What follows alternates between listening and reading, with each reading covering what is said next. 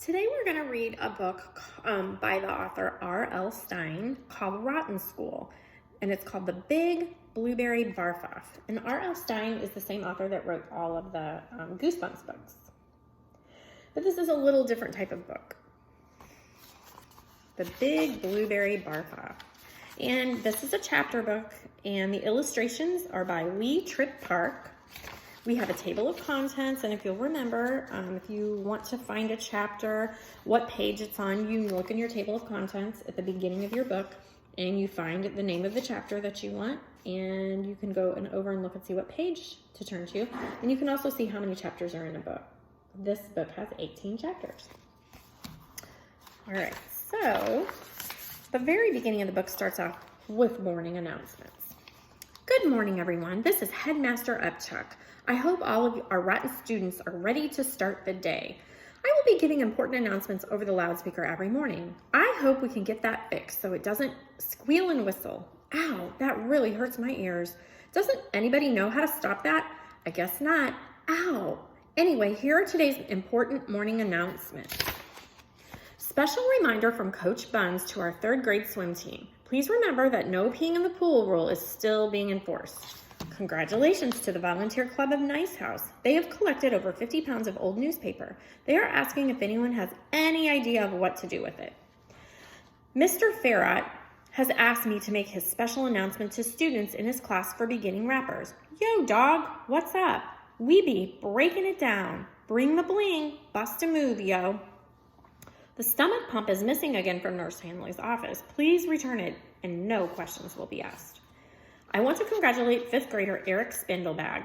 Eric won the I Care Deeply About My School essay contest. His winning essay was titled, Whatever. Members of the After School Dental Hygiene Club announced that 3rd grader Billy Sligg will be showing off his new retainer at dinner tonight. A reminder that tonight is Island Night in the dining hall. Chef Baloney will be serving a special menu with a tropical theme.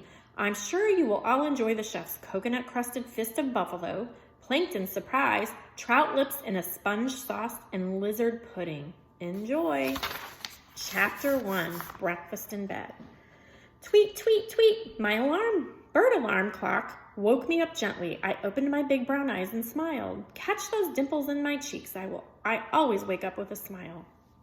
Hey, I'm Bernie Bridges. Why shouldn't I smile? I had no idea today was the day it would all start. No idea what I'd find when I stepped outside. No idea that today would lead to the biggest pie battle in the history of the school, maybe even the world. How could I know? I was still half asleep. I raised my head and I could hear the other guys in my dorm rushing out into the dining hall to get breakfast. Hey, I'm going to hurry. No way. I settled back on my feather pillow and smiled some more. I knew my faithful friend Belzer would bring my breakfast on a tray. Belzer brings me breakfast in bed every morning. Good kid, Belzer. I sat up and stretched. Bernie, you've got it made, I told myself. I talk to myself a lot. I mean, who else understands pure genius? I put on my glasses. Sunlight poured through my window. The curtains fluttered in a cool breeze. I gazed at my favorite poster on the wall, the big poster of me. You probably go home every day after school, poor sucker. My parents travel all the time, so they sent me to the Rotten School, my home away from home. It's a boarding school, see? That means I get to live in the dorm with my friends, no parents. How cool is that? Actually, we live in an old house called Rotten House. A whole bunch of my 4th and 5th grade friends live on my floor. We claim the 3rd floor because it's good for dropping water balloons out the window. Mrs. Heine doesn't know about that. She knows just about everything else that goes on here. Mrs. Heine is our dorm mother. She's really nice, but she has a job to do. That means she's always snooping around, sniffing in corners, keeping an eye on us. Mrs. Heine is also our 4th grade core teacher. She has her own apartment in the attic. Yo, dude, I called out to Belzer as he carried in my breakfast tray. Morning, Big B, he said. He's a chubby guy with red hair that falls down over his eyes, and he has freckles everywhere. He set my breakfast tray down and pulled off the cover. Good work, I said, slapping him on the back. Hey, thanks, Bernie. He smiled that lopsided smile of his. Anyone can see his braces haven't helped at all.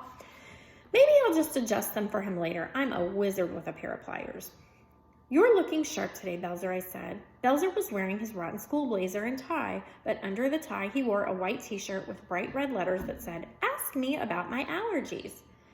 I once made the mistake of asking Belzer about his allergies. He said, I don't have any. I just like the shirt. I started to eat my breakfast. I strained the pulp from your orange juice, Belzer said. Good work, dude. And I got you extra blueberries for your pancakes.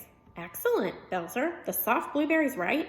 Not the chewy ones? Yes, I tested each one, Belzer said, and your toast is just the way you like it. I picked up a slice of toast and checked it out. Light on one side, dark on the other. Perfect, Belzer. Good work, fella. Here is a picture of Bernie in bed and Belzer bringing him his breakfast.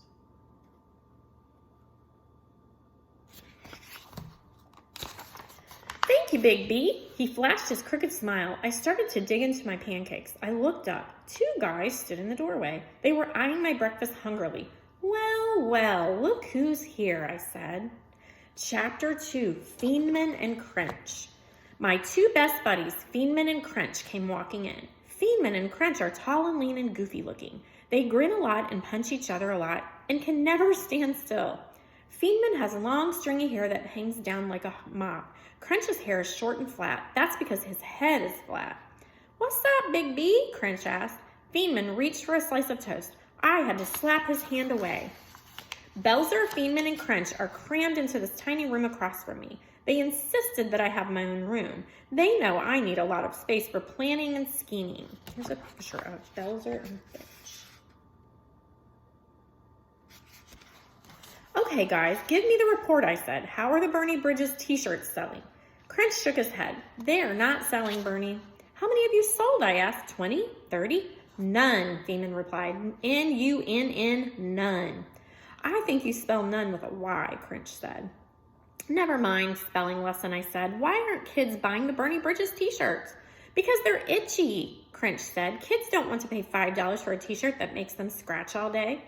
But it's got my picture on it, I said. Crench shook his head again. Bernie, we told you not to make the t-shirts out of rope. No one wants to wear a rope t-shirt. But rope is cheaper than cotton, I said. I have to make a profit, don't I? Fiendman shrugged. We couldn't even sell them to the 3rd graders, Big B. I think you should give up. Give up, I cried. I jumped to my feet. Give up? How dare you use those words with me? Do I ever give up for you? They lowered their heads. No, Bernie, they answered. Fiendman made another grab for the toast. I jabbed him with my fork. I never give up, I said. I do everything for you guys. I do the impossible for you guys, don't I? Yes, you do, Big B, Belzer said. He turned to Fiendman and Crench. Who convinced the cook that a Milky Way bar is a vegetable? Bernie did, they both answered. And who convinced Headmaster Upchuck to make Game Boys a required school supply? Belzer asked. Bernie did. Who convinced Miss Heine to give extra credit for putting your name on top of your test? Belzer asked. Bernie did. Fiendman and Crench replied. Don't forget wedgies, I whispered to Belzer. Oh, right, Belzer said. Who got Coach Buns to make giving wedgies a varsity sport? Bernie did, they answered. Bernie did. You're the best, Big B, Belzer said. We all cheered and slapped high fives and did the secret Rottenhouse handshake. So get out there and sell those rope t-shirts, I said. Sell, sell, sell, Fiendman and Crench shouted, pumping their fists in the air, and they hurried out the door. Here is a picture.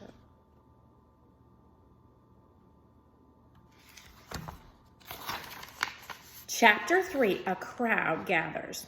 A few minutes later, I put on my school uniform and headed downstairs. I didn't want to be late for my first class with Mrs. Heine. I stopped in the front hall. From the back of the house, I could hear screams and a sharp, stinging sound. Slap, slap, slap. Just some guys having fun in the shower room, slapping one another silly with wet towels. The Rotten School is a very old school, and we have a lot of wonderful old traditions here. Wet towel smacking is one of my favorites. I stepped back and listened. Smack. Ow, good one, Zuckerman. Smack. Ow, good one, Klooper. Hey, I love the sound of snapping towels. Know why? Because I rent out the towels. Guys don't mind paying 50 cents a towel when they know they're getting a good smack for their money.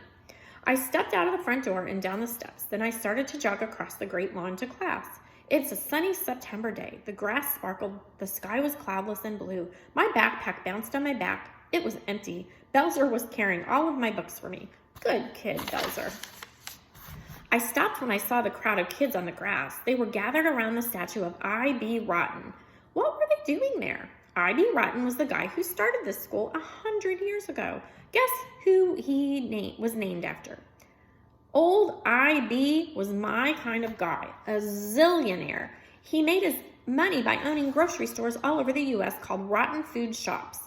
The statue of I.B. Rotten stands on a pedestal in the center of the Great Lawn. He has a very long nose that looks like an animal snout. He has tiny round eyes and short furry hair. He looks a lot like an anteater wearing a suit, but the Rotten School Student Guidebook says on page 3 that he was human. Last spring, someone who I don't name, Feynman, snuck out one night and painted the long nose on the statue bright red. Feynman is really into painting things red. It's kind of his hobby. Anyway, they tried for months, but no one could get the paint off the statue. So now it looks like I.B. Rotten always has a very bad cold. Why were all the kids huddling around the statue this morning? I saw Feynman and Crinch in the crowd, and I hurried over to them. What's up? What's all the excitement? And that is the end of chapter 3. So next time we will read chapter 4. It's called My Arch Enemy. There's no picture, but this is just the title. I hope that you are enjoying Rotten School, the Big Blueberry Bark. Bye-bye.